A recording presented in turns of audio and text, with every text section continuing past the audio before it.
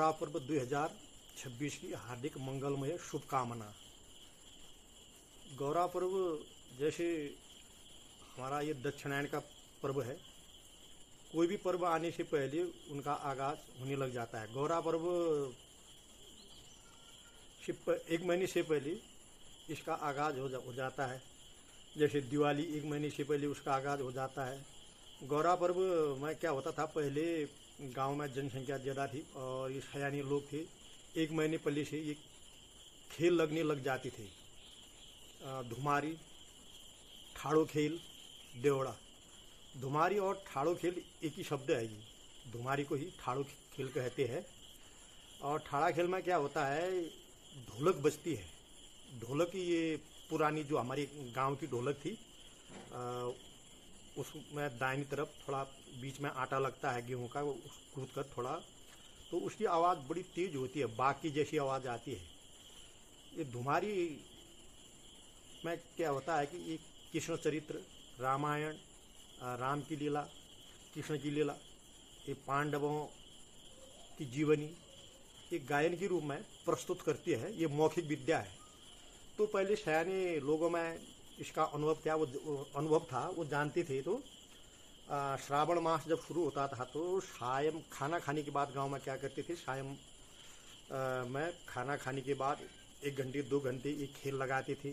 पहले ये धुमारी होगी, ठाड़ा खेल लगेगा, उसके बाद देवड़ा। देवड़ा में क्या होता है, ये 2 आदमियों के बीच प्रश्न उत्तर होता है।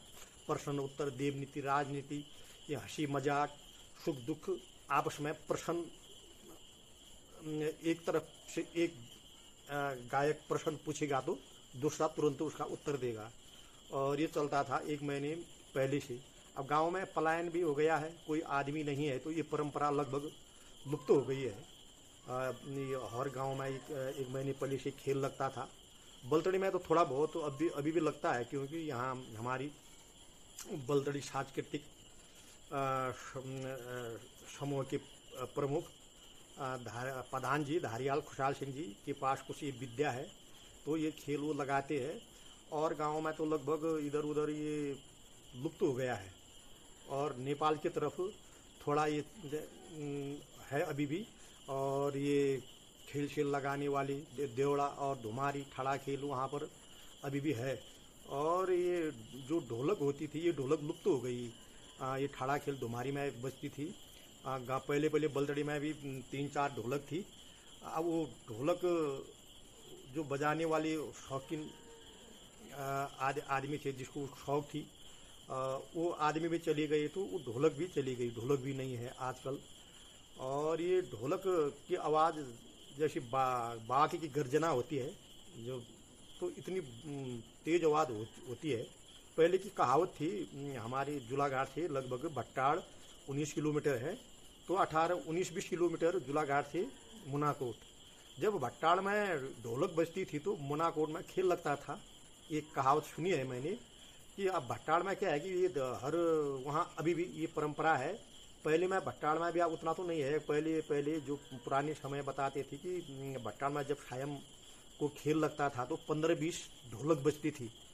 अभी भी वहाँ 7-8 ढोलक है, और वो सायं हर दिन सायं खेल लगाते हैं, तो 7-8 ढोलक देखने को फेसबुक से मिलती है। और ये देवड़ा भी समाप्त हो गया है, क्योंकि देवड़ा तो 2 आदमियों के बीच चलता है, और इसमें प्रश्न उत्तर, ये आपस में सुख दुख ये साटा-साट करती है। या वो पुराने आदमी जो पहले रात भर 12-1 बजे 2 बजे तक कभी खेल खेलते थे, ये खेल होता था, वो सयाने आदमी चले गए, तो ये परंपरा भी लुप्त होने की कगार पर है।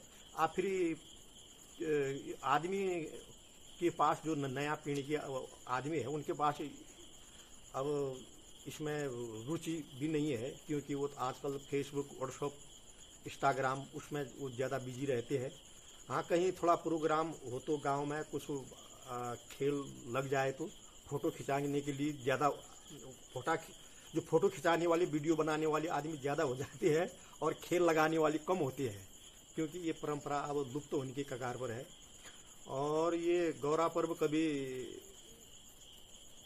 ये ठीक इसका फिक्स कोई नहीं है। कभी ये भाद्र श्रावण शुक्ल पक्ष, कभी भाद्र कृष्ण पक्ष, कभी भाद्र शुक्ल पक्ष। गौरा पर्व में अभी अनेकों वाद विवाद चलते रहते। कोई कहता है कि ये जनेऊ से पहले कैसे हो गई, कोई कुछ ये कहते हैं। तो गौरा पर्व में जनेऊ ये इसका नियम कोई नहीं है। जो धर्म सिंधु निर्णय सिंधु कहता है कि जो अगस्त उदय होने के बाद गौरा पर्व नहीं मनाई जाती है। जो दुर्गाष्टमी का पर्व है ये अगस्त उदय होने से पहले मनाते हैं। तो इसलिए इस बार अगस्त उदय की स्थिति हुई है। जो भाद्र कृष्ण पक्ष में गौरा पर्व से पहले अगस्त उदय हो जा रहा है, तो ये श्रावण शुक्ल पक्ष में बना रहे हैं इस बार इस समय।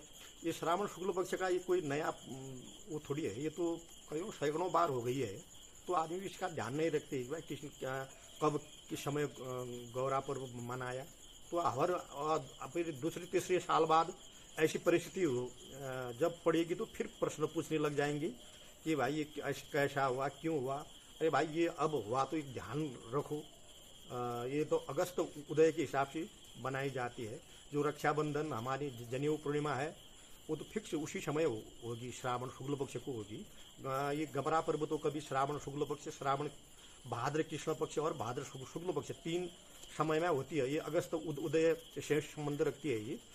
और फिर मिलेंगी दूसरे एपिसोड में। अभी के लिए इतना ही। सबका मंगल हो, सबका कल्याण हो।